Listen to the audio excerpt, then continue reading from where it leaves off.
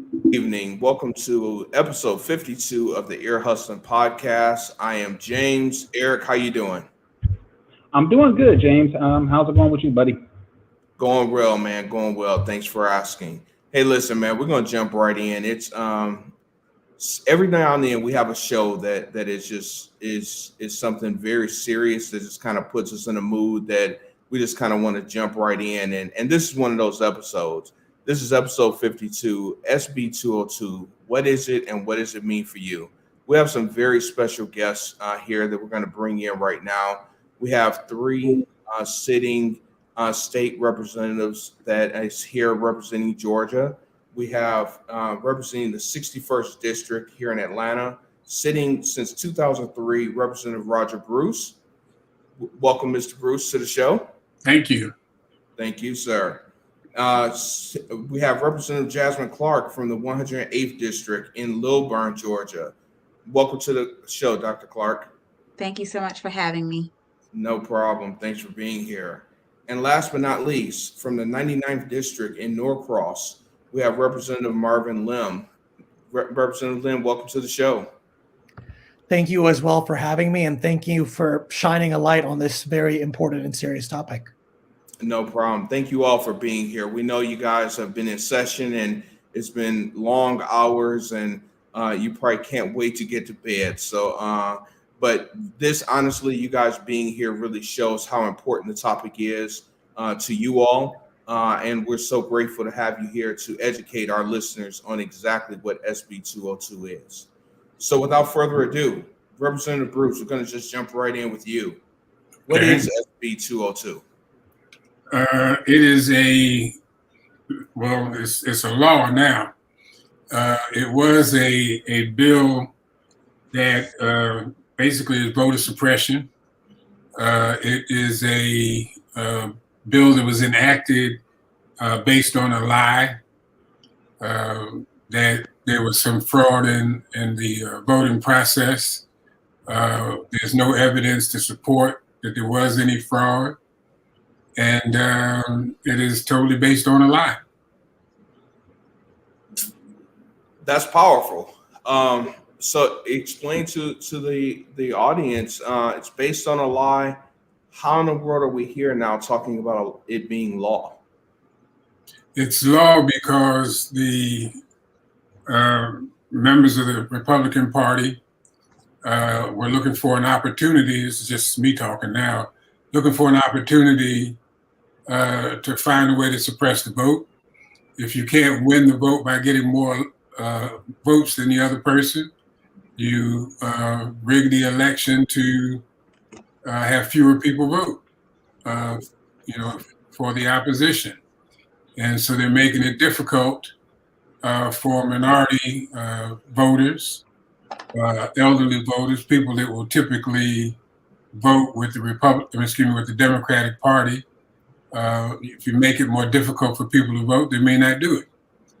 So like I said, if you can't win by getting more votes, you set up things to have fewer opponents' votes cast, and that's what they're doing. It's it's an old science. They're just applying it to a new age of people. If you go back in time, when they had us counting the jelly beans in the jar, that was the same thing that you're seeing now. It's just a different version of it. There was no evidence of there being any fraud in any election in the state. And as I said, they predicated all of this so-called reform on the premise that there was some sort of heavy-duty fraud and that they had to fix it, which just isn't true. Wow. Representative Lim, who and how does it affect? Representative Bruce kind of touched on that a little bit. If you can expand on that a little bit for us. You're on mute, Representative Lim.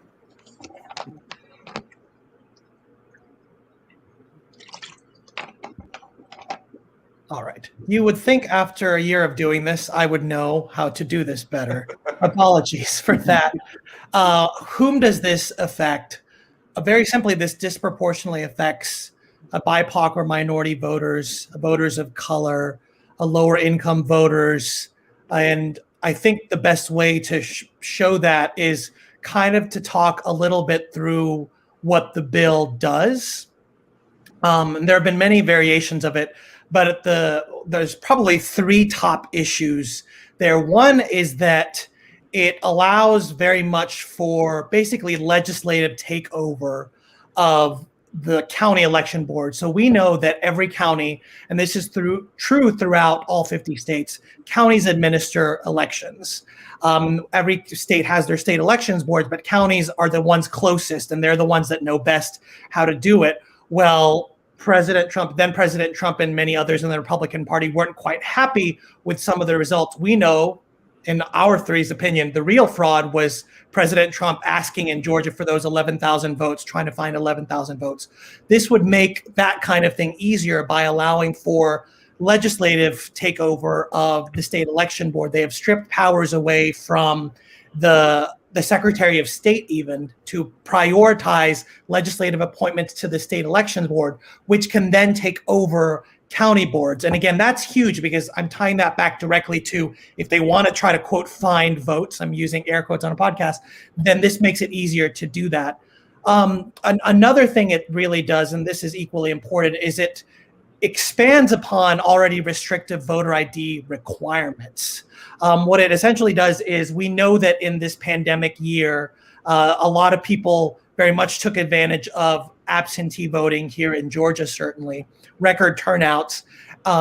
For this law, you would now be required to present some form of voter ID, usually a driver's license, with your applications or ballots. From years, over almost 2 decades of experience here in Georgia, we know that voter ID requirements disproportionately impact, again, minority voters, BIPOC voters, those with lower income, those who might not have ID. I myself have shared my story of being flagged in 2008 with voter proof of citizenship mandates. Again, this expands it to the most popular form right now of voting, which is absentee voting. And then the third main thing it does regards runoff elections. It makes it kind of a compressed period to vote in runoffs. There's a bunch of other issues. And I feel like I'm taking Representative Clark's job because she's been the one, and we're both in the same county, and she's continually explained this law. But those are some of the main issues right there. And you can see, I think you can draw pretty easily the conclusion on why that would impact certain voters, why we're calling this Jim Crow 2.0. This is not designed for voter integrity, quote unquote, or to address any form of voter fraud. This will impact so many more people and ultimately suppress votes. Wow. Representative Clark, Representative Bruce kind of touched on this, but if you can share your reasoning here, what is the why behind this? So I appreciate the question, and the answer is they need to find a way to win. And when I say they, I mean the GOP. Right now, the GOP is sinking, and they are sinking quickly in the state of Georgia. 2020 saw Georgia become a battleground state. And then the 2021 runoffs saw Georgia send 2 senators to Washington, D.C. So we are in a position now where they're in panic mode. And in their panic, they decided that they would throw everything but the kitchen sink to figure out how can they claw back their wins. And if you actually look at the trends of where Georgia has been heading for the last decade, Georgia has been turning blue. And when in 2018, when Stacey Abrams ran for governor, she saw the writing on the wall. And even though she was not able to pull it off in 2018, I do not think it is because the votes were not there. I think it is because Brian Kemp, who was the Secretary of State at the time, had already laid the groundwork for voter suppression, purging many voters off of the voter rolls that were eligible voters, and then putting people in a position where they weren't able to vote in 2018. And so she went and, she did the work to start to fix some of those issues. And she was wildly successful. So while she was not successful in getting the votes in 2018, in 2020, she was successful in getting those Democratic voters to the polls despite a pandemic. At the same time, the GOP was dealing with an identity crisis. They had Trump on the one hand, and then they had the Lincoln Project Republicans on the other hand. And they didn't know what to do with themselves. And so they didn't know whether to love absentee voting or hate absentee voting. They didn't know whether to love early voting or hate early voting. They didn't know whether to love the Dominion voting machines or hate the Dominion voting machines. And so in the end, they suppressed their own votes just with their own rhetoric and the person at the helm. And so when they lost a game that they had rigged themselves to win, they were very confused. And that put them in panic mode. They never expected to be able to lose elections. They never expected Joe Biden to be able to win Georgia.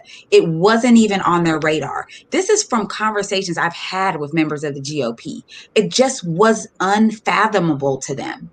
And so when he did win, despite this being one of the most scrutinized elections that we've ever had, we had a recount, we had a hand count, we had audits, we brought in the GBI and all these different people to make sure that our election was sound and that every vote was counted and that every vote was counted as cast. Despite all of that, when they still came out on the losing end, they said, we have to do something. A member of the GOP in the chamber of the House of Representatives went to the well and said, the system was overwhelmed because it was not meant to handle that many people. That is the definition of too many people voted and we need to do something about that. He said it. He gave us the excuse and the reason right there. Wow. Thank you for sharing that. Eric, I believe you have a question for Representative Bruce. I do, Representative Bruce. Representative Lim did kind of touch on it a little bit, but I do want to get your perspective on this. Do you think that the reason why the governor of Georgia removed the Secretary of State from Georgia from overseeing the election process, do you think that it was a personal issue that he may have had with the Secretary of State? Well, I mean, you're asking me to guess what was on his mind, but I personally think it was just a function of the current Secretary of State wasn't willing to do anything that was going to get him in trouble.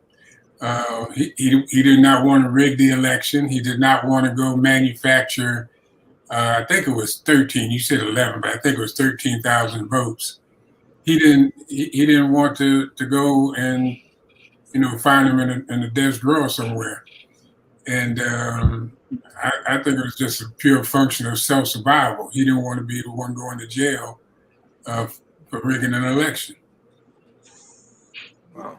Okay, it's pretty short and sweet. But another thing that I found interesting is that the fact that the governor is a former Secretary of State himself, I just found it extremely odd, even though all of the different investigations that were taking place that showed that there wasn't any sort of voter fraud, how all of a sudden the landscape in terms of how like runoff elections, who's overseeing those things, I just found that a little odd. They're not saying that all of the election was rigged, or was just the ones that they lost was rigged. The ones that they won, they were done just fine. The irony there. Yeah. All right. Yes. Thank you, Representative Bruce. So based off what you all have educated us, saying that it was built on lies. Representative Lim, can it be overturned? And if so, how? Can it be overturned? Yes, it will be a difficult fight. I think at this point, the fight has certainly moved on from us in the legislature, but we will be involved. Of course, one of the ways that it can be overturned is through the court systems, and those are already in place right now. Various lawsuits that are being coordinated to fight this. So we live in a government where there are three branches of government. This was an attempt by the executive and the legislative branch to rig elections in one party's favor. So now we turn to the judicial branch. So that is one way to do it. And everything we've done, for example, when we testify at the well, we want to make sure, or when in our statements, we want to make sure that it's very clear what the intentions of this bill were and what the effects of this bill were. And all of that would be used potentially would be used in a lawsuit. Another way that this fight has taken a turn is by pressuring some of the major corporations here in Georgia, corporations like Delta and Home Depot. I believe I was just reading there will now be potentially a boycott starting April 7th. But all that is to say is because the GOP routinely tries to posit Georgia as the best place to do business. And in previous sort of controversial political fights, say having to do with religious freedom, we have seen that pressuring corporations to do the right thing, in this case to stand up against voter suppression, can make a difference. Those wallets and the money that they bring to Georgia really can make a difference. In this case, it was very much a shame that corporations came out a little bit / very late in the game, but that fight still continues. I think we can potentially still, through boycotts and other methods, show that if this doesn't change, either if the law isn't overturned or if there isn't some fix, because we have to understand that what this law does is give power to the state legislature to take over county boards, but the law hasn't been signed yet, so Governor Kemp technically could still veto it or not sign it. But B, even though he has signed it. Apologize, he signed it that day. That was part of the problem. But I think apart from that, that doesn't mean that they will necessarily take as much authority as they can, they being the state elections board. So there's still room, in my mind, to pressure corporations to make sure that they, in fact, show that they are not happy with it and that there will be financial consequences if this is implemented. And I think the third thing is that we continue to fight in general. I think we need to continue telling our stories of whom this would impact, because this is something that impacts us in Georgia, yes, but this impacts people across the country. We're seeing this in Texas right now, a few other states, because this voter fraud lie that this is based on little to no evidence has effectively for now won in Georgia to disenfranchise so many voters. So that narrative is still somehow the one that is winning. So we still need to continue fighting. We need to continue telling the stories. We need to continue making sure that the voter suppression narrative, the Jim Crow 2.0 narrative, is the one that wins, not only for Georgia, but I think more broadly, because we're seeing this in many other states as well. Yeah, we're definitely going to get to how it affects the rest of the country in a little while. I'm glad you brought that up, Representative Glenn. Yeah, if I could add something to it, they know that we are going after these corporations and to try to get them to come out, and they tried to get ahead of that last night. A bill was introduced and passed out of the House to punish Delta Airlines. Delta had come out and said that they did not support the voter suppression law and felt like it was not good for Georgia. And in return for that, a bill was passed out of the House that would remove the tax credit that they were getting for fuel, the fuel tax. And that would have cost Delta probably close to $35 million. And by doing that, they wanted to send a message, you can come out and speak out, but there's consequences to it. Unfortunately, the bill did not get out of the Senate, but they sure tried. Wow. Wow. Thanks for sharing that, Representative Bruce. That's wow. The plot thickens. Yeah, exactly. Eric? Yes, sir. Thank you, James. Representative Clark, I have a question for you. Yes. How important do you think the next gubernatorial election will be? I think it's going to be monumentally important. I think it's going to be important for a number of reasons. Number one, I think one of the most important reasons it's going to be important, and I used to use that word a lot, is because, again, I talked about that trend. Well, this is going to be the test. We have now started seeing Georgia turn bluer and bluer and bluer. However, when it comes to statewide elections, because remember in January of this year, we had some statewide elections on that same ballot that Jon Ossoff and Raphael Warnock were on. But we had Daniel Blackman running for the Public Service Commission. And while Jon Ossoff and Raphael Warnock got over the finish line, Daniel Blackman did not cross over the threshold and win his race as well. So we still have yet to see Democratic wins in the statewide elections. And so while people like me and Representative Bruce and Representative Lim, we are right now at the mercy of the pen when it comes to redistricting. And so the state legislature is really going to, there's going to be some changes because redistricting is coming up. It's this year. And we don't know what they're going to do with those lines. And so they have the ability to draw their majority at the state legislative level. However, for constitutional officers and the governor's race, that's the whole state. You can't gerrymander a statewide race. And so we have the opportunity to show that 2020 was not a fluke. We have the opportunity to show that not only was it not a fluke, but now instead of winning by 11,000 votes, we're going to win by hundreds of thousands of votes because the votes are there. We've shown it. And the thing about Jim Crow 2.0, the thing about this bill that just passed and got signed by the governor is that it has energized us. It has shown people how important their vote is. When I used to go on the campaign trail and sometimes I would knock on people's doors and they would say things like, oh, well, my vote doesn't really count, or I don't really have time to vote, or these things are already predetermined anyway, so I don't see the point of voting.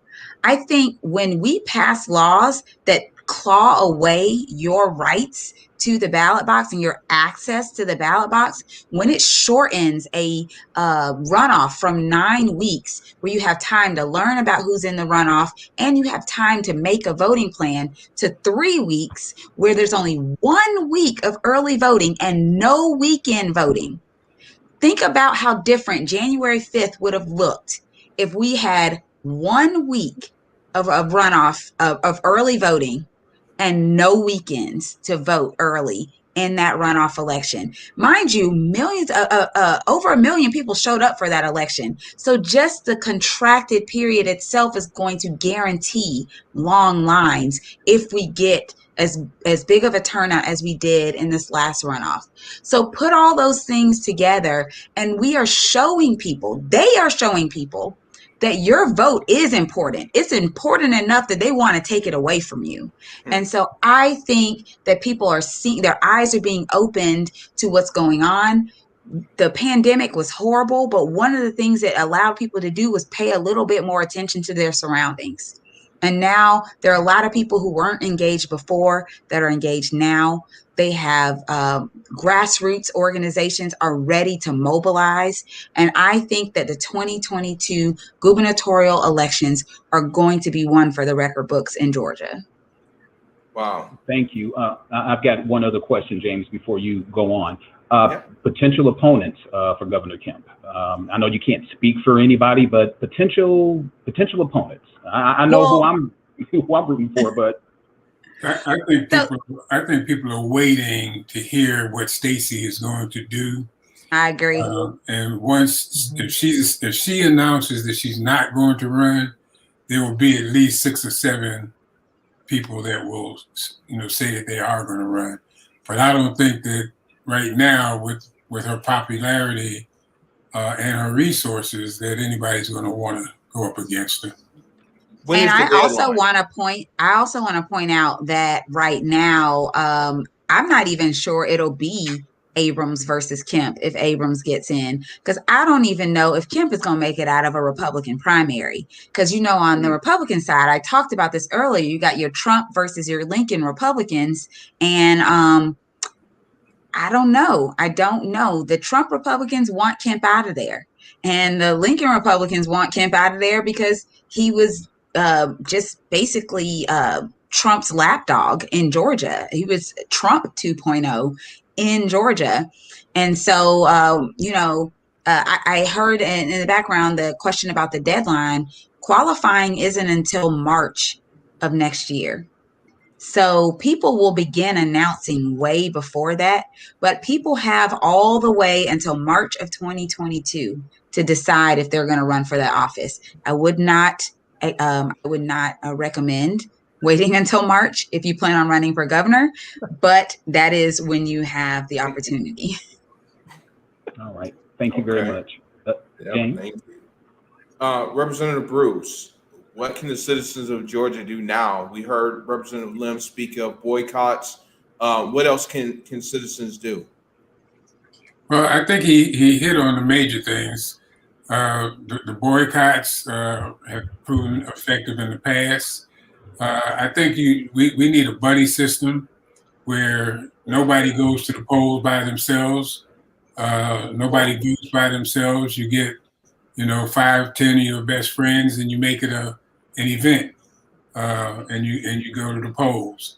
I think you also have to make sure that people know where their polling place is, that they have all of the identification that they're going to be required to have, so that when they get there, they can't turn them away.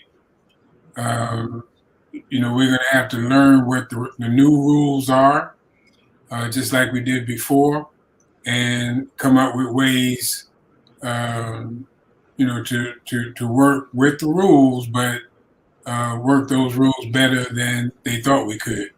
Somebody came to me the other day, and they said, Representative Bruce, they say we can't give away water at the polls.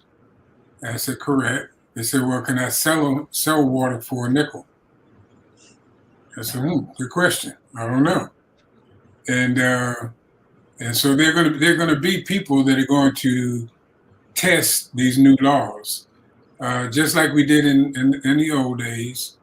They said we couldn't, be served in the restaurants. We had to use the blacks only bathrooms, that kind of stuff. And people challenged that. We couldn't ride on the front of the bus. People were selected to challenge it. They knew they were going to get in trouble. They knew they were going to go to jail for doing it, but they wanted to test what was going on. So we're going to have testers. There are going to be people who are going to be giving out water. There are going to be people that are going to be doing all of these things that they say we couldn't do, to test it and challenge it. It's going to happen. Thank you for sharing. Representative Lim, what seats are up for grabs in the next state representative election? That is an interesting question, because there are quite a few state representatives, both announced and unannounced, for a variety of the other state level constitutional officers, whether that's lieutenant governor, labor commissioner, et cetera. Because we have to remember, this is, yes, the top of the ballot in 2022 is the most important, arguably, but there are a variety of other very important races on down the ballot, and races that are important not only for what they can do, but for how they can energize people. I pointed out the labor commissioner.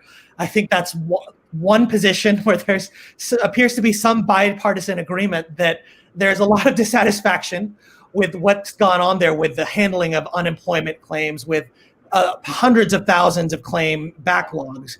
So, but that is going to create new positions, again, both those that we know people are already running for from the state representative and state senator ranks and beyond that. So I did want to say that was the very first thing I thought of. But number two, we have to flip, we as Democrats very much have to flip both the state Senate, of course, but all of us here on the House side, we very much have to flip the House.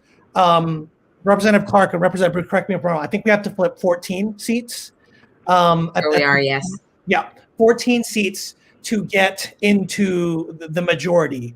Because right now it is very difficult for us to get anything done. That doesn't mean we don't have influence in the process. But with SB 202, we could barely do anything to make it even a little bit better. There were some things in there, but this is a horrible bill.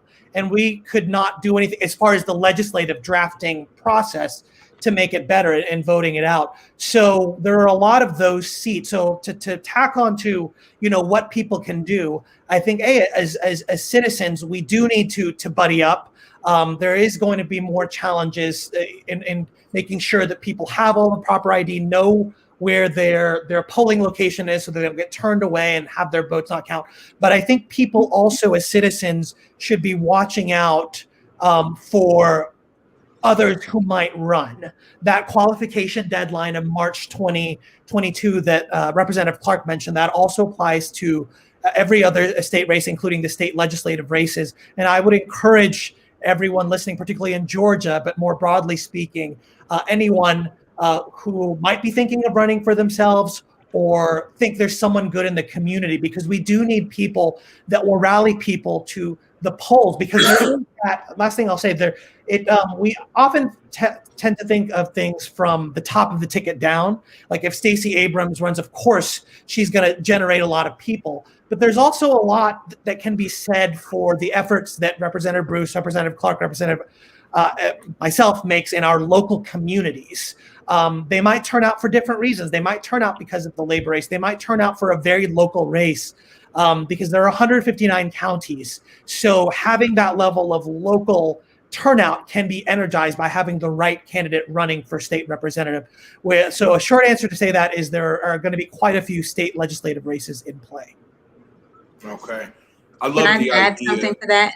Oh, please. Just very quickly, Marvin did an excellent job, but the really, really simple answer to that is every legislative race is technically everyone. We all have to run again. Yes. We as legislators run every 2 years.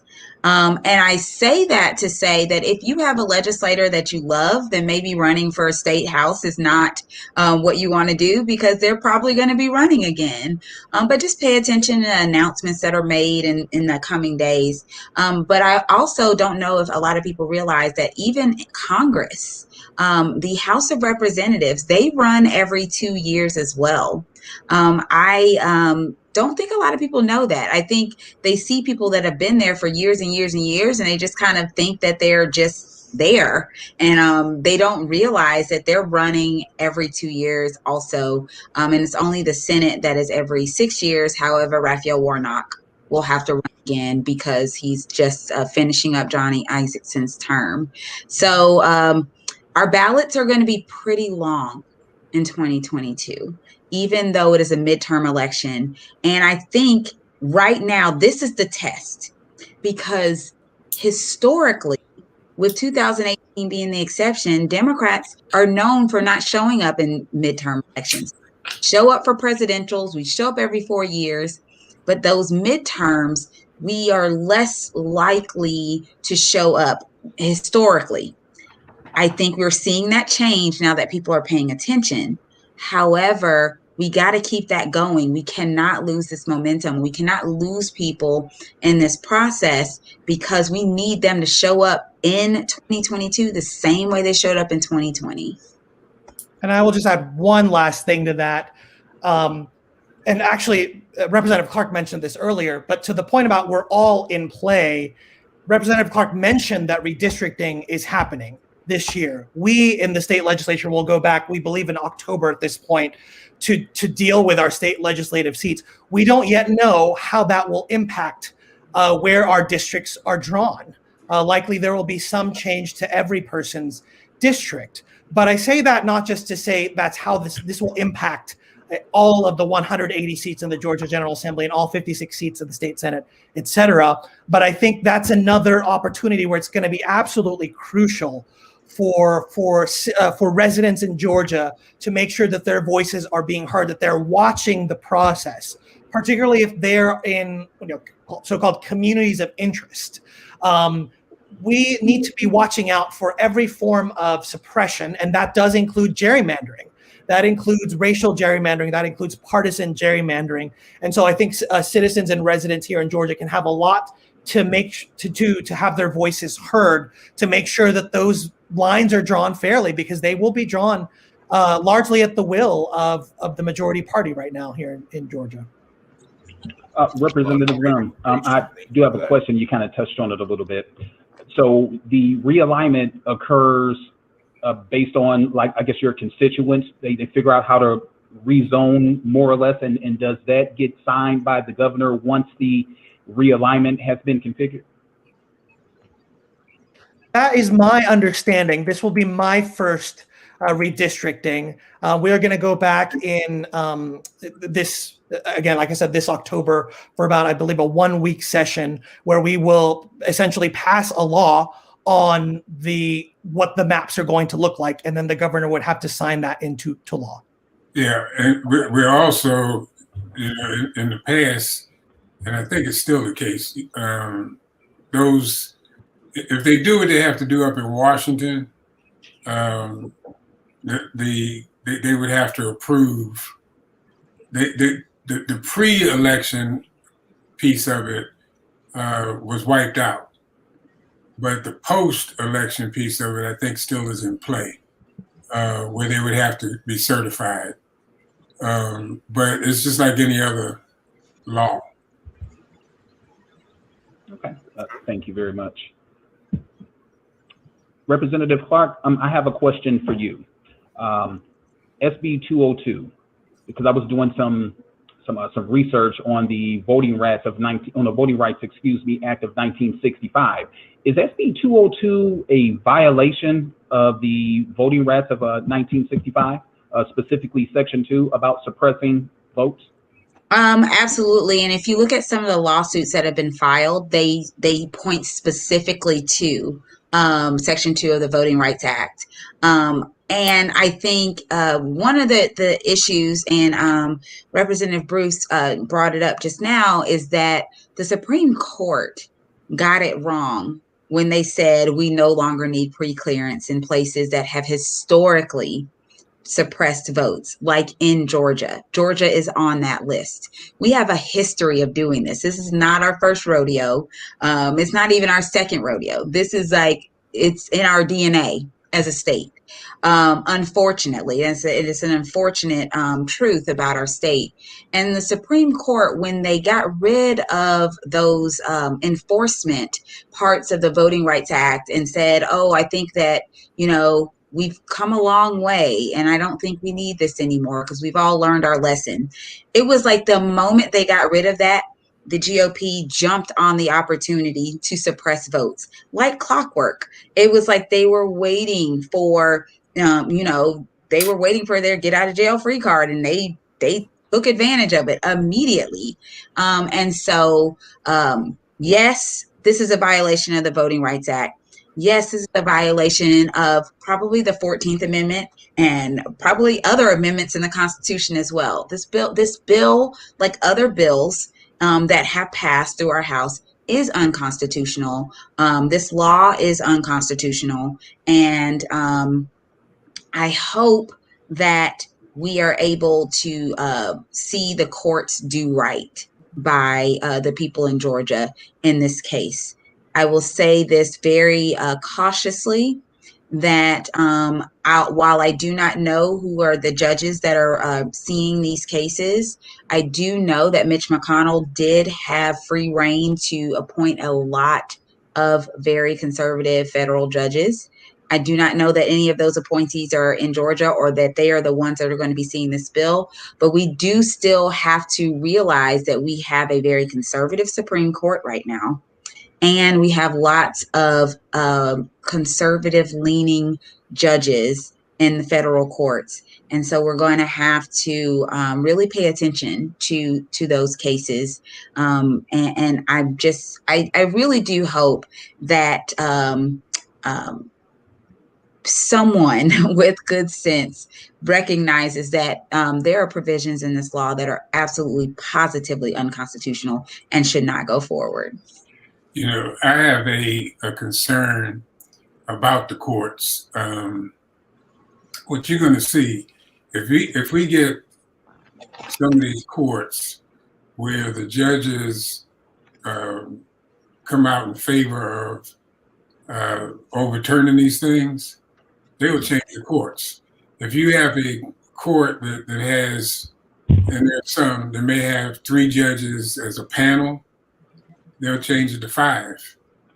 You know, the U.S. Supreme Court, they talked about if that court is favorable to what we're talking about, they may want to go from 9 to 11. You know, they'll change it.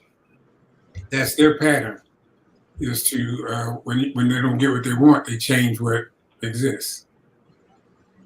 You have to go through the state Supreme Court first before it goes to the U.S. Supreme Court? Representative Bruce?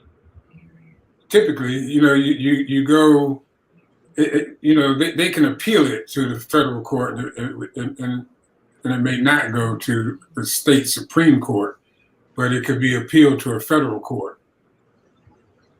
Yeah, I will just add. You need to talk to a lawyer to get the exact answer to that. Yeah, I was just as a lawyer, I will add just briefly. It does not have to, depending on where it's filed, it does not have to go to the state Supreme Court. For example, if it's filed at the trial court, at the federal level, it will stay.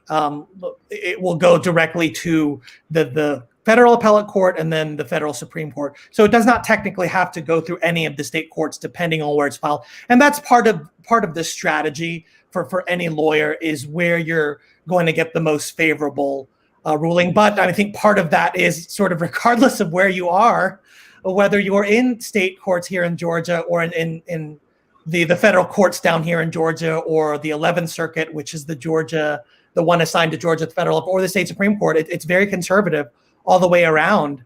And that's been one of the successes at the state level of our previous governors, and, you know, the people running for elections, because they're also elected here, but also certainly at the federal level. So it kind of doesn't matter almost where you turn, you're going to run up against that. So it will be a challenge. All right. Thank you. So we say the same thing. I'm sorry, please continue. I didn't mean to interrupt. No, go ahead. I'm sorry. No, you wanted to go ahead and comment. I had another question for you, but I do want to hear your comment too. No, I was just saying that he and I were saying the same thing. Okay. All right. Perfect. Earlier in a conversation, you had alluded to the fact that they were going to criminalize individuals that were going to be giving away food and giving away water to people that were in the polls. First of all, I'm glad that you confirmed that, but who do you think that they were who do you think that they were actually targeting at? Do you think that it was the elderly? Do you think that it was minorities? Or anything that it's the people that were likely to be standing in those lines, which is the minority population. You know, they're still going to vote. People are going to be voting absentee. There'll still be absentee voting, but the people most likely to be standing in the line are going to be the people that look like those of us that are on this message right now. And I think that was their intent. I have a bill that I've been pushing for several years that would allow you to be able to vote at any precinct within your county. And with the technology that we have today, I don't see why we shouldn't do that. You know, where you would be able to just go to any polling place within your county, give them your address, they put it in the computer, and print out the ballot associated with your address. And that, if they did that, we would get rid of the provisional ballots for the most part, because it wouldn't matter what your polling place was. And when I went to the chairman of the former chairman of the committee where that bill is sitting, he said, Representative Bruce, if I make it easier for your folks to vote, they'll go vote. And we don't want to do that. So your bill gonna sit right here.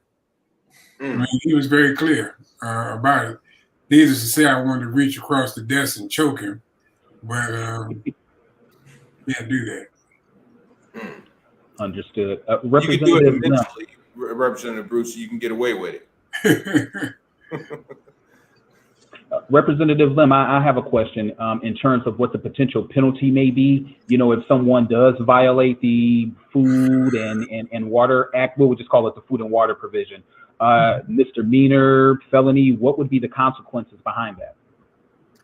It's a misdemeanor. It's, of course, it is a criminal misdemeanor. So it is there are consequences to that. It's not, at the felony level, but it is a misdemeanor. That's the simple sort of legal answer. I think even broader than that, you're also just going to have not only the impact of, those who might have disabilities or those who are elderly or simply people that, are coming and didn't expect to have to stand in line and then have to, get hungry. Because we have to understand, like, voting for most people, there are more important things in a daily basis, particularly those that are really struggling with resources. So that's really going to be the major impact. But on the other side of things, because there's this misdemeanor provision, you are going to have people that are afraid of doing something that is legal. You're going to have questions of, well, I'm bringing food to stand in line. If I give it to someone, am I going to get in trouble for that? That might seem silly to a lot of people that are like, well, of course they would never. But for people that are already afraid of voting, because there are people who are afraid of voting for a myriad of reasons, whether their polling precinct has been put in a police station or there are people that have guns across the street. Or certain threatening signs. There are threats of militia. There are people who are afraid of voting. What this does, beyond just creating a misdemeanor for people that violate it, is creates fear. And it adds to that climate of fear that is going to further suppress the vote. So I think even beyond the legal consequence, that sort of chilling effect is even greater, I would say. And can I add just one thing to this point? Line warming has been used at precincts that have these long lines because the truth is, if I got to stand in line for 4 hours and I've got my kids with me because I came straight from daycare and brought the kids and my kids are hungry, and I might just get out of line. And that is the goal. The goal when you have these long lines, that's why, sometimes when the lines are really long and everyone's like, oh, look at all those people showing up. Yes, that's amazing. And that's great. And I love that there are long lines as far as participation. I do not love that there are long lines because the long lines are a form of voter suppression. Making someone stand in line at a precinct that is more likely to vote Democratic while the precinct up the street, not so far away, is has 20 machines and no lines whatsoever. Those, if your precinct or the likelihood of your precinct voting Democrat you can almost determine how long your line will be, that is suppression. And so the goal, as Representative Bruce said, he just said it, he made it plain. The goal is if you make them stand in line long enough, a few of them people are going to say, you know what, I got to go home. I wasn't planning on being in line this long. And that's who those types of laws target when they try to stop people from being a good neighbor or being a good Samaritan. No one is changing their vote for a bottle of water, a bag of chips, or granola bar, not even a slice of pizza. No one is changing their vote for that. And I know for a fact that it is not people campaigning. People are told, they are trained to not wear any campaign gear whatsoever, to not talk about elections, to give food and water to anybody. Do not ask them who they're voting for. If they say they want something to eat, give it to them. That is not campaigning. That is not electioneering. So that law is incredibly misguided because it criminalizes actually just being a good Samaritan. Yeah, and I found it incredibly disturbing that even charitable organizations would have to, comply with that. And the way it kind of seems unfair because there are certain election buildings that are actual churches. So I find the irony in that really, really disturbing. Yeah, most definitely. Representative Lim, are there any other states, you kind of start touching on this a little earlier, so mentioned we'll come back to it. What other states have similar legislation in process? I was just reading that Texas has this, and I would imagine because Texas is part of a number of states that Democrats were targeting last year in 2020, along with some of the usuals like North Carolina's and Florida's, but Texas, Arizona, Nevada, Michigan is always there. I would very much predict, again, I haven't looked at all 50 states' laws, but I do know in Texas they're already doing that because they are afraid of the efforts that are being made in those states that are similar to what Stacey Abrams has spearheaded here. She has shown that if you do long-term investment in communities and get them out to vote, it will pay off. We've seen those efforts in other states, and I guarantee you there are going to be laws because the GOP is very fearful of people turning out to vote. So if you look at what was in play, again, in 2020 and what's usually in play, those are where you're likely going to see. You're going to see this in every state, but there's a difference between, a GOP person in California proposing this than in some of those states that are swing states, not only in terms of state control, but also in terms of electoral college control. Representative Bruce, recently Senator Graham spoke about how people are playing the race card way too much. Do you see the irony that this bill, this new law here in Georgia is really built on suppressing minorities? Well, that's always a strategy that has been used is to take what reality is and make it something wrong with it. When we were in session yesterday, and people were going to the well and they were talking, I've been down there since 2003. I heard Jim Crow, I heard slavery, I heard all kinds of terms that you would not normally hear in speeches in the well of the House of Representatives. But there were a lot of references, I don't know if the two of you noticed it, to Jim Crow, a lot of references to racism. It was a lot. And that's because that is the reality of what's going on. So just because they're crying foul about it doesn't mean that it's not so. And there's a race war going on. And if you don't talk about, what you're fighting about, it's kind of hard to solve the problem. I find myself, saying things about racism, about sexism,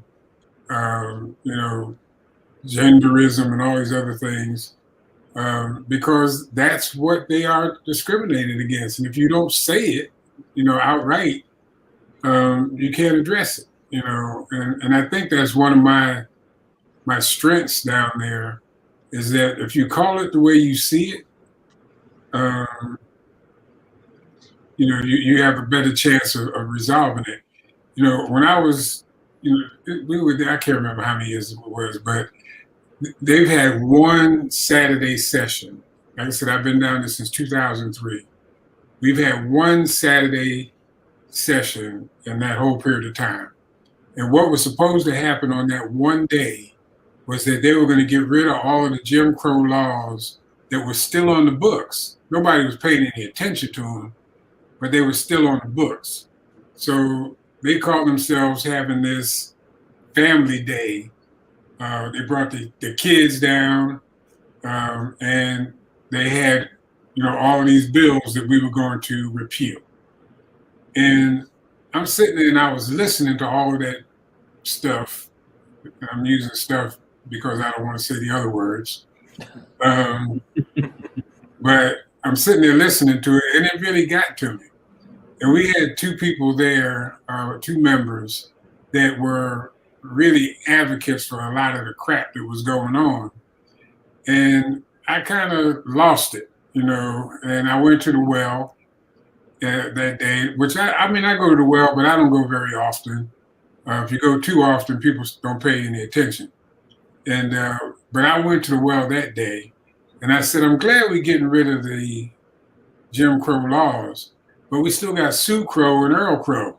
Mm-hmm. And they were sitting in front of me. And I said, we got to get rid of that too. And the lady, the Sue lady, she had a bill that was pending that would have mandatory death penalty for anybody that was convicted of child molestation. But our argument was, nobody wants a child molested, but you have people that get accused falsely, especially, stepdads will get accused and sometimes convicted falsely. And you don't want mandatory death penalty, because if you made a mistake, you can't undo that mistake. And the irony was that about 2 weeks before we were going to take the vote up, her son got convicted of child molestation. And she disappeared. We haven't heard from her since. The bill didn't pass, but we just got to be conscious of what's going on down there, and the laws that we make, the things that we do impact people, and we just have to make sure that we are conscious of what we're doing. And wow. I want to add very briefly to that, to the argument that the race card is being played too much. I think the voter fraud card is being played way too much. And I will point that to an example that I just realized in my head. So even if you believe that there were 11,000 fraudulent votes or 13,000 or wherever in 2020, I just remembered that when I was flagged as a non-citizen voter, I got the same letter by then Secretary of State Karen Handel, who then became a member of Congress. There were 10,000 of us, all of us, or an overwhelming majority at least, were citizens or immigrants rather. So even from that one example, from that 1 year, in that one election, you have 11,000 people whose votes are being suppressed already. And then you think of every other election year where this is happening. And that's why we say, to the extent that people think that the voter suppression card is being played too much, it is being played to the extent that it exists, and far more so that in a factual manner than the extent that this voter fraud narrative, which again is somehow the narrative that is won the day, is being played. So I think we need to play our cards as much as we can, because clearly these other cards, which shouldn't be winning, are the ones that are for some reason. I can just follow up with that with something that I told my friend the other day. It was about COVID, but I think it also applies here. It is much easier for people to believe a convenient lie than an inconvenient truth. The inconvenient truth is there was no voter fraud. The convenient lie is that they couldn't have won, or they couldn't have lost unless something was wrong. And so people just prefer the convenient lie. And that is what they have leaned on. And so the race card is not a card, it's the reality. Racism is we're not playing a card. This is life. This is what's happening. It's like when chick got up in the well talking about, oh, voter suppression is just a focus group tested phrase. No, ma'am. Voter suppression is what my ancestors, the people who came before me, people who have died, who have bled, who have cried, who have really fought to vote. Not the people in your family, the people in my family. This isn't about no focus group. This is about real life. This has actually happened. And to try to write it off as just focus group tested and, oh, we're just working on different phrases to figure out what phrase gets people more riled up. That's what y'all do. Don't put y'all's behavior on us, because we're talking about something that's actually real. Y'all make up stuff and then try to use that to get people riled up. Wow, powerful. We have a question from a viewer. In the severity of this, if the severity of this bill is equated to the horrible label of Jim Crow 2.0, we know African Americans should and will be alarmed, as this is just another case of racial conditioning. How can we speak to Republican voters, especially white folks, and appeal to them regarding the nonsense that this bill creates? What do they lose if it passes? Who's that for? Anyone, he posed it to the panel. Okay, I was just hesitant to answer it because it seems more and more. I appreciate the willingness to reach out to Republicans, and when I gave a well speech on SB 202, I was the one that sort of made that outreach. I tried to make them feel guilty, but I knew that wasn't going to work. But listen, there is certain things that could be used, like for example, with the criminalization of handing out things to people in line. Do you care about people with disabilities? Do you care about voters who are elderly? Do you care about voters that that are older, that might not have their voter ID at the ready, or might not be able to access it easily because of mobility and other reasons? I'm not sure how far that will take the day, but those are also their realities, and those are very nonpartisan and also cross-racial realities for people with disabilities, for those who are older, those that again don't have in socioeconomic means to necessarily have an ID. We know that the voter ID problem impacts them more so than others. Again, immigrants, that crosses all sort of immigrant lines, whether those are immigrants from Africa, Asia, etc.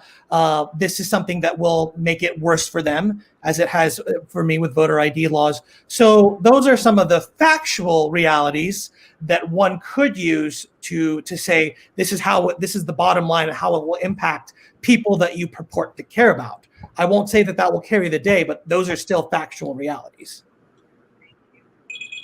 Yeah, I will add to that really quickly that in my well speech on HB 531, which was the first omnibus election bill, that one did not pass. But I spoke about the fact that in their efforts to target certain people, they're going to target their own people too. Because when you target absentee voting, you discount the fact that it was actually Republicans that wanted absentee voting. And they have used that as a tool to get out the vote for years. And it's only when Stacey Abrams decided, hey, we should be doing that too, that all of a sudden it became bad and fraudulent and, ripe for abuse and all these things. It was fine for 15 years.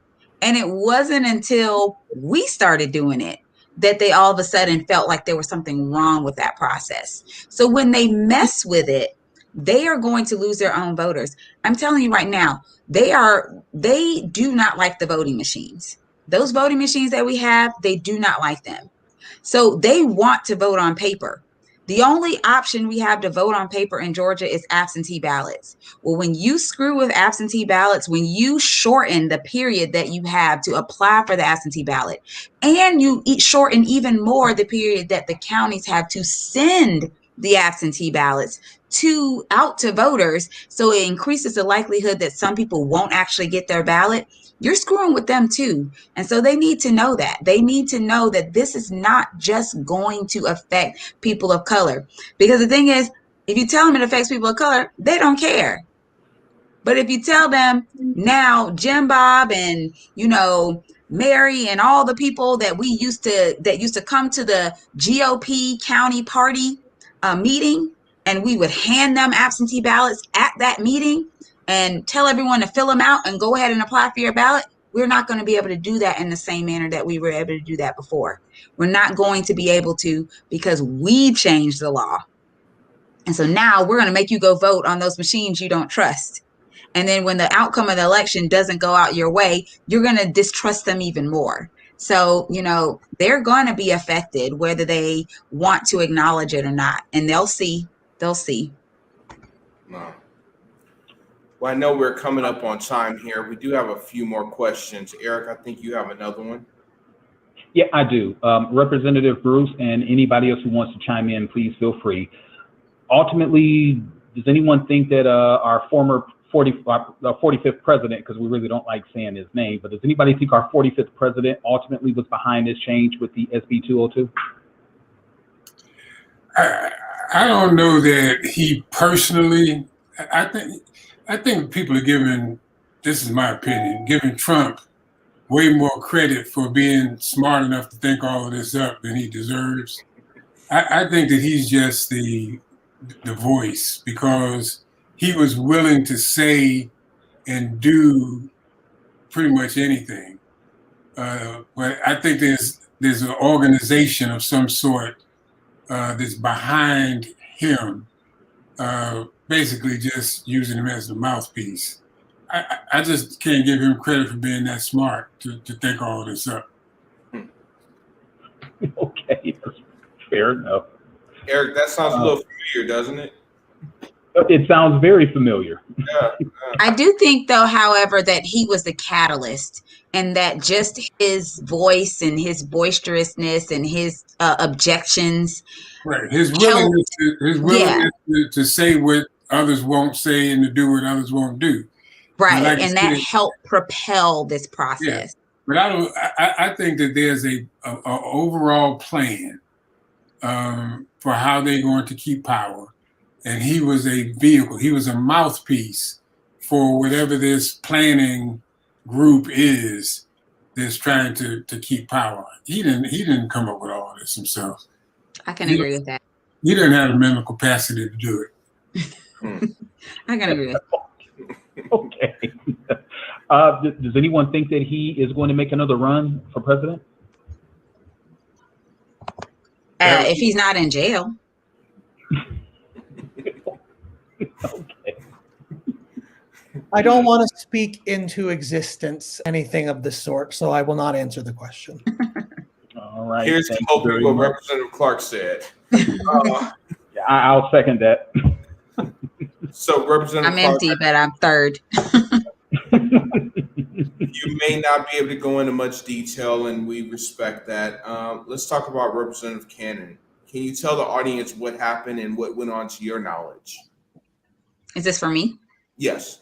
Well, for my knowledge, we adjourned that day around 5:30 that day. And I remember distinctly because I was trying to rush home to get my daughter to track practice that started at 6:30.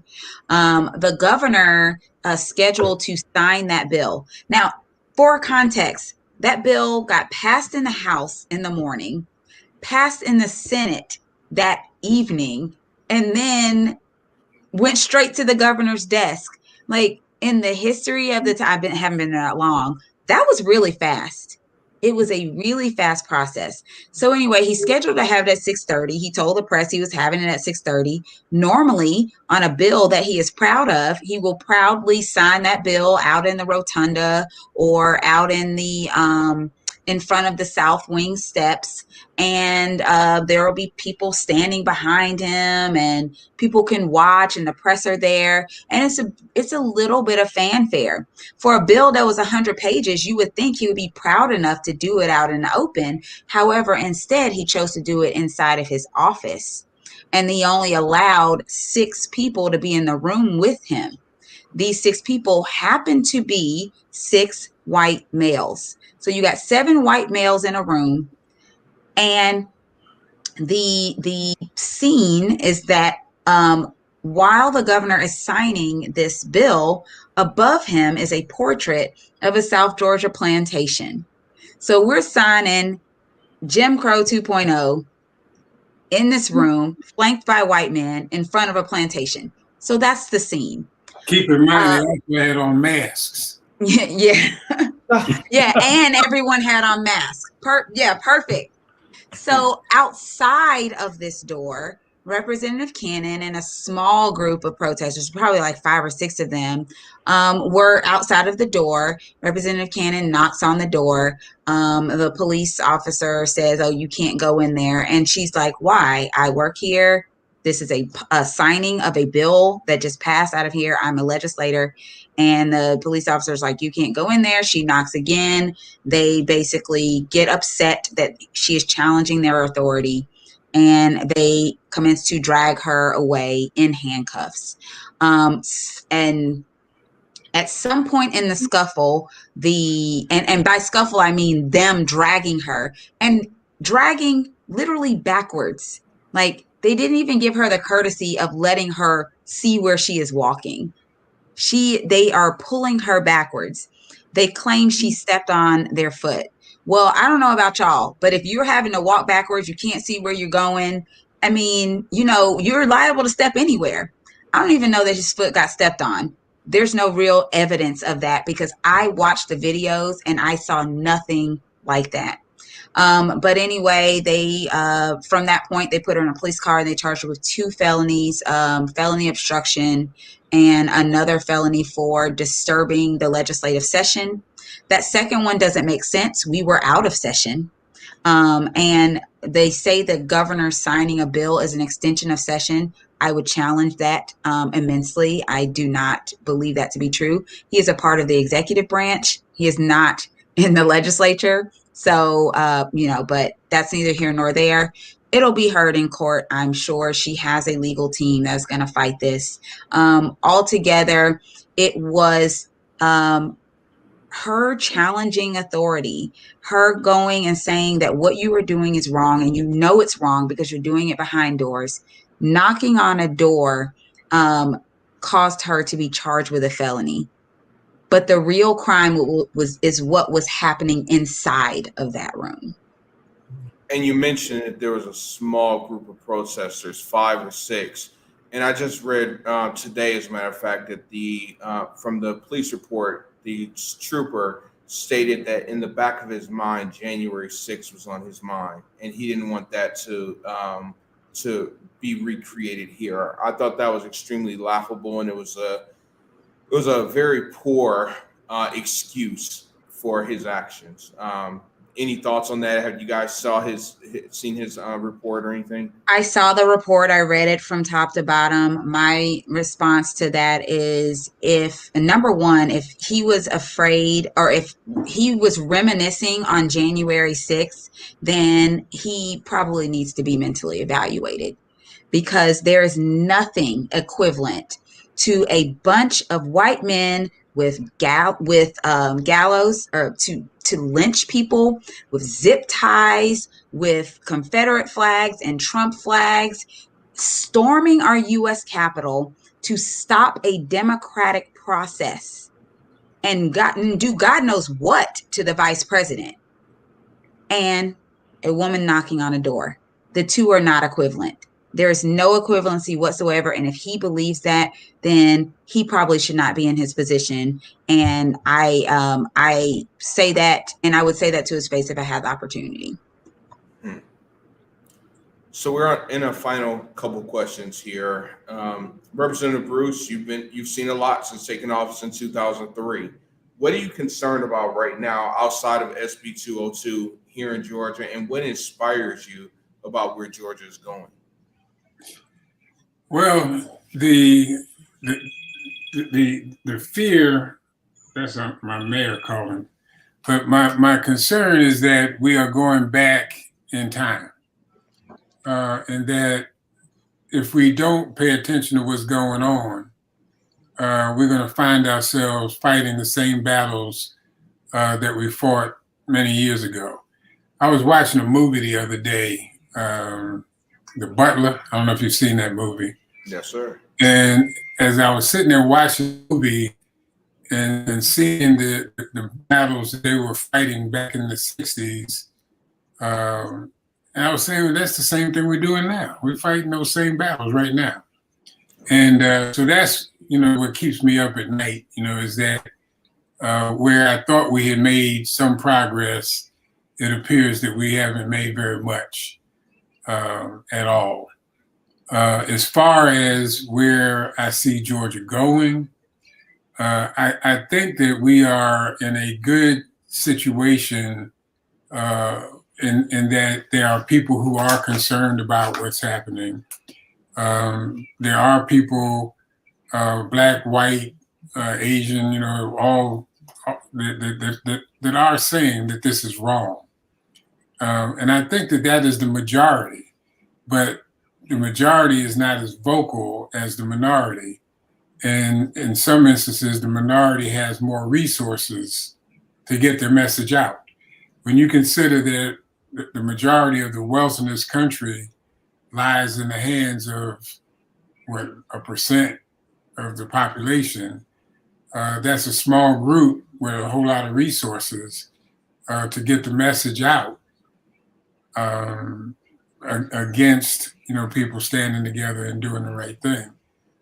So that's the fear, is that the rich minority will buy their way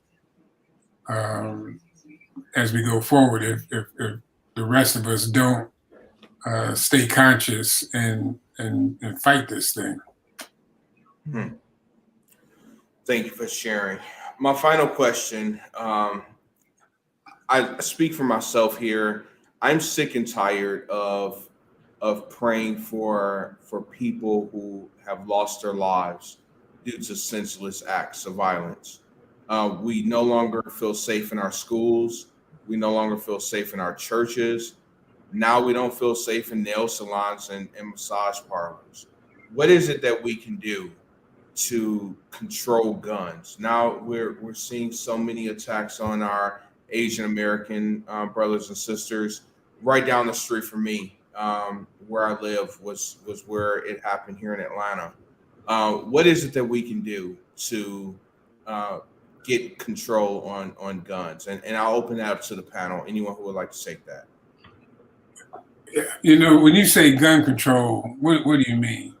Well, I know that's a little vague, Representative Bruce. Personally, this is my personal opinion. I don't see the need for a person to own an assault rifle. I don't see the need for that at all. Having a handgun or maybe even a shotgun to protect my home is one thing. To have an AR-15 or 14 or whatever it's called, I don't understand the need for that.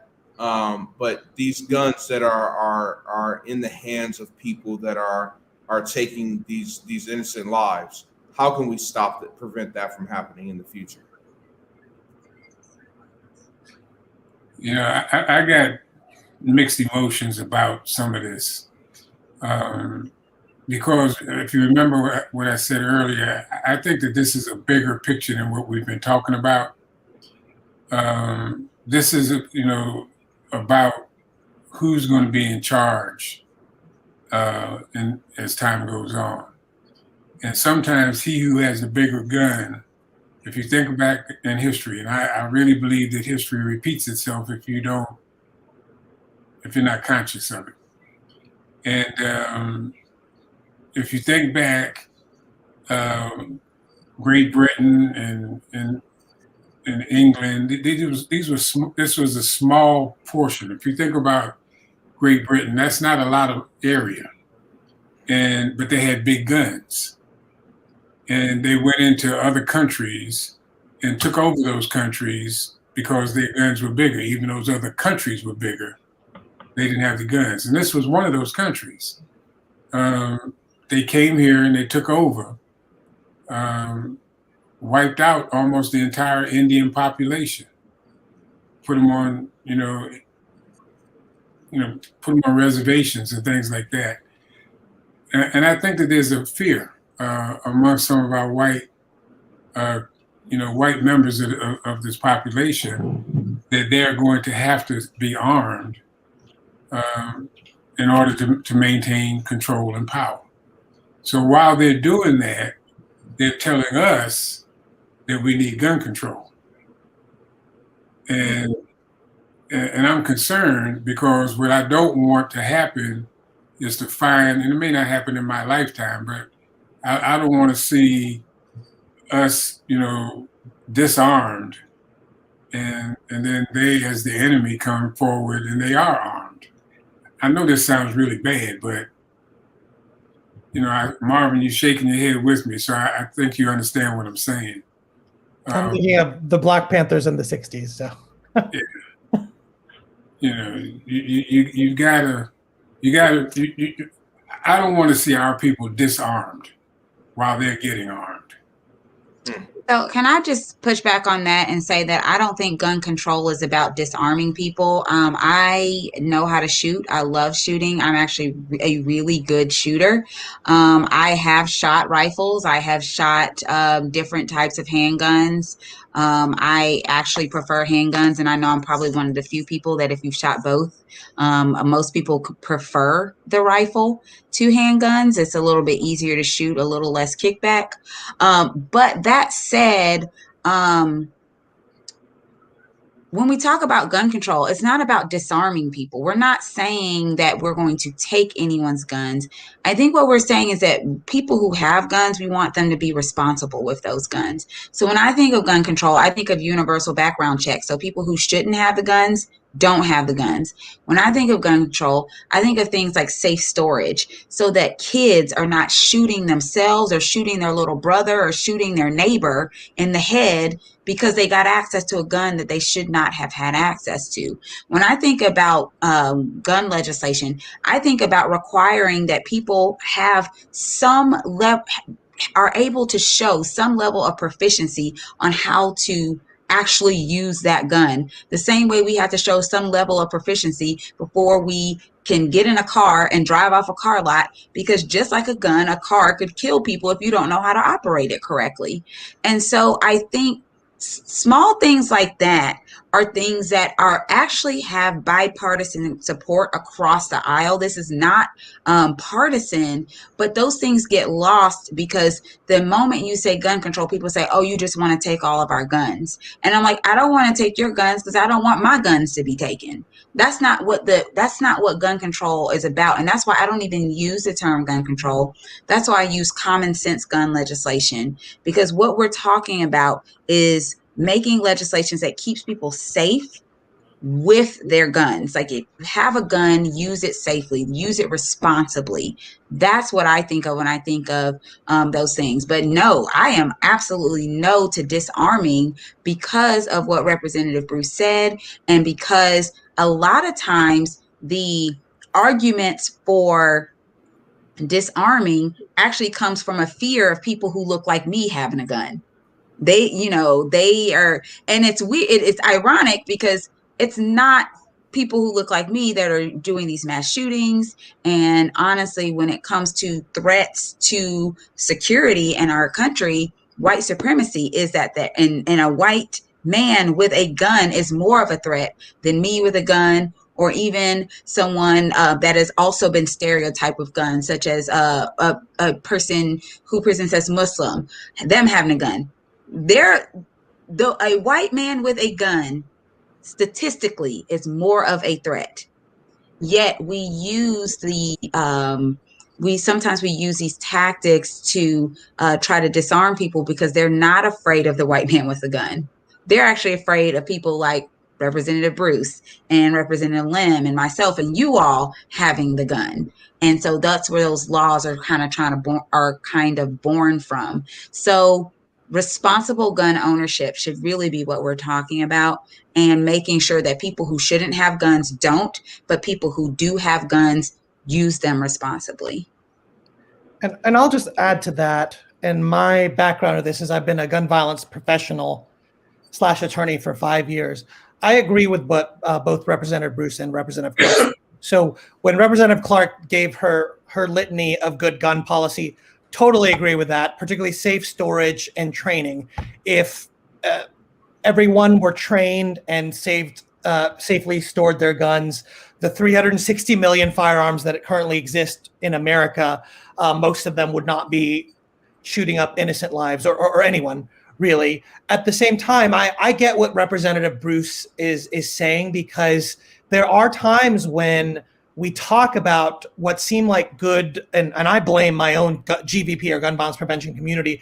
We have not historically been, first of all, led by BIPOC or minority people. And second of all, I think sometimes we don't think of unintended consequences, because firearms law is essentially criminal law. And as we know, most criminal law is applied unevenly. The example that just comes to mind very, very quickly is Dr. and Representative Clark mentioned, Muslims. I remember after the shooting in the Orlando nightclub in June 2016, there was this rush to no fly, no buy. If you're on the terrorist watch list, you shouldn't have a gun. And then you think of the terrorist watch list and who the people are on there and how that's constituted, who would be disproportionately impacted. And that's why I was just saying the Black Panthers earlier, and because I always think it's ironic that you had, then Governor Reagan in California that was for, quote, gun control because of the people who had the guns. But all that is to say, depending on who's in power, they're just like with voting, they're always going to try to phrase or frame the narrative in ways that is still ultimately going to disproportionately impact certain populations.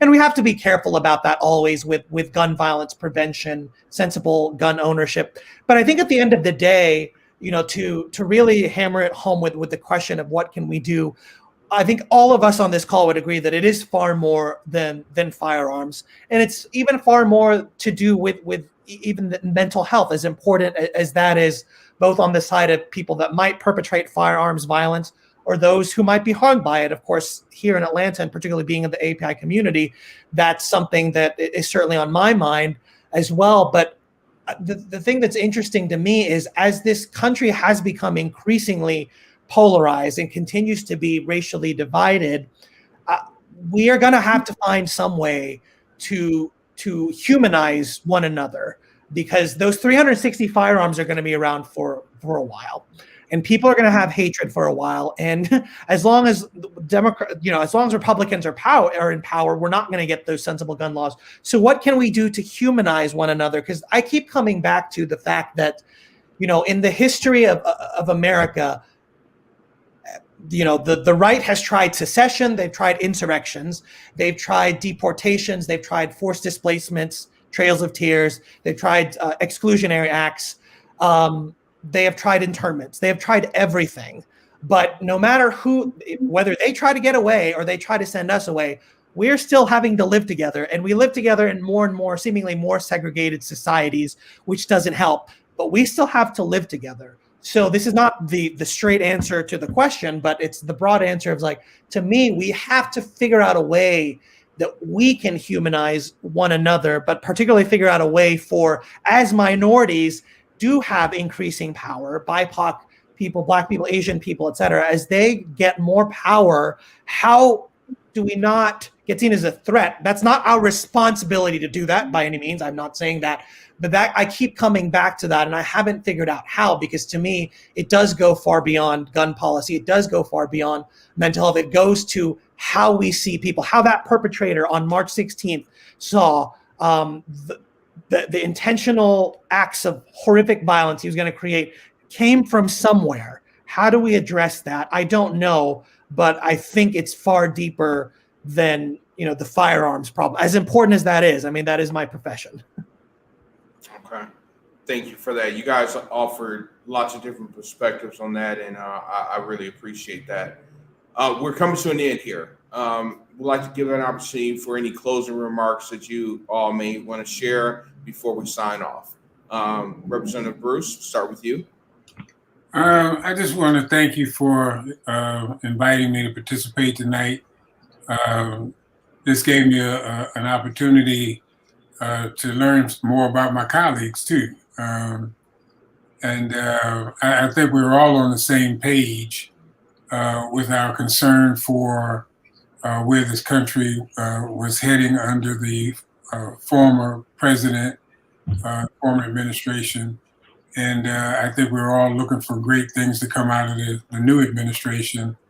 We're looking forward to changes in leadership here at the local level as well, and being able to do things that will help bring this, this country back to where it should be, and the state back to where it should be. So thank you for allowing me to participate. Thank you for being here. Really appreciate it. Representative Lim. Thank you again for bringing light to this very important issue, and we really deconstructed it in far deeper ways than I've been accustomed to, and I really appreciate that. The one final word from me is this might seem it's overwhelming to me. I'm a freshman legislator, so that certainly has to do with it. This is so overwhelming, and we talk about all whether that's gun violence or voting, it is so overwhelming. And we think of the monumental, to use Dr. and Representative Clark's words, the monumental implications of 2022. But we also asked, what can we do? I would advise and recommend people, as overwhelming as it might be, so much of this stuff really is happening at the very local level. Representative Clark and I didn't have time to talk about what's been happening in Gwinnett, but so much of it is happening at the local level. So, you might be overwhelmed by this, but attend your county election board meetings, or be locally engaged, whether that's up the day of voting or in the lead up to, because that level of local engagement is what is the most important. Again, it's not just about what happens on election day from the top of the ballot down. Elections and movements are really done at the local level. So as overwhelming as this might seem, including to me, I would urge people to continue to think and act locally, perhaps above all. Thank you for sharing that. And Representative Clark. Well, first, I want to say thank you all for allowing me to be a part of this panel.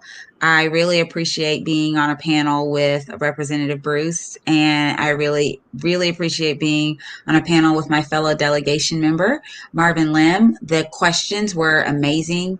They were thought-provoking, and I really appreciate that. Oftentimes when we get on podcasts, we get to talk about things, but we don't necessarily get into the weeds like we did today. And so I appreciate that opportunity, because I think it's really important that the things that are going on at our state capitol, people need to know about.